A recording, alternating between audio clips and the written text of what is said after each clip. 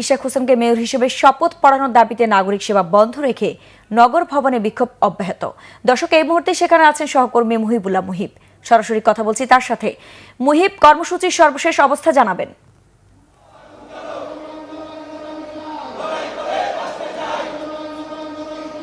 আইরিন, এই মুহূর্তে আপনি নিশ্চয়ই দেখতে পাচ্ছেন যে প্রচন্ড বৃষ্টি উপেক্ষা করে এই মুহূর্তে নগর ভবন কিন্তু স্লোগানে স্লোগানে উত্তাল। আমরা দীর্ঘ 15 থেকে 16 দিন পর্যন্ত কিন্তু দেখতে পাচ্ছি এই আন্দোলন চলছে এবং বিশেষ করে নগর ভবনে যে মেয়র হিসাবে দায়িত্ব দেওয়া নিয়ে যে তালবাহারা, সেটির কারণেই কিন্তু ঢাকাবাসী অনেকটা উত্তাল হয়ে উঠেছে এবং আজকের মধ্যে যদি তাকে শপথ পড়ানোর, অর্থাৎ ইঞ্জিনিয়ার ইশরাক হোসেনকে শপথ পড়ানোর উদ্যোগ গ্রহণ করা না হয়, তাহলে এই আন্দোলন আসলে সামনের দিকে, আপনি নিশ্চয়ই জানেন যে ঈদুল আজহার ছুটি রয়েছে এবং এই ছুটিকে কেন্দ্র করে সিটি কর্পোরেশনের যারা কর্মকর্তা কর্মচারী রয়েছে তাদের ব্যাপক কিন্তু তাদের কার্যক্রম রয়েছে। সেই কার্যক্রম যদি কোনোভাবে বন্ধ হয়ে যায় তাহলে ঢাকা কিন্তু বসবাসের অনুপযোগী হয়ে যাবে এবং সেই হুমকি কিন্তু আমরা শুনছি যে এই দ্রুত সময়ের মধ্যে, আজকের মধ্যে যদি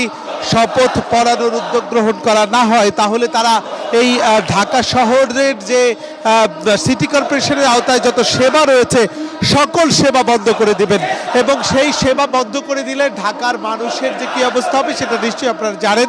তো তাদের দাবি যে নির্বাচন কমিশনের গেজেট এবং আদালতের রায়, সেই দুইটি বিষয়কে অবজ্ঞা করে, অবহেলা করে শপথ নিয়ে যে ধরনের তালবাহানা চলছে সেটি কোনোভাবেই ঢাকার মানুষ মেনে নেবে না এবং ইশরাক হোসেনকে নগর ভবনের, বিশেষ করে নগর ভবনের যে মেয়রের দায়িত্ব সেটি বুঝিয়ে দেওয়ার তারা বারবার দাবি জানাচ্ছেন। যে এই মুহূর্তে আন্দোলন চলছে, পরবর্তীতে আবারও এই আন্দোলনের পরবর্তী তথ্য আপনাকে আবার জানিয়ে দেবো। আইরিন, মুহিব, আপনাকে ধন্যবাদ।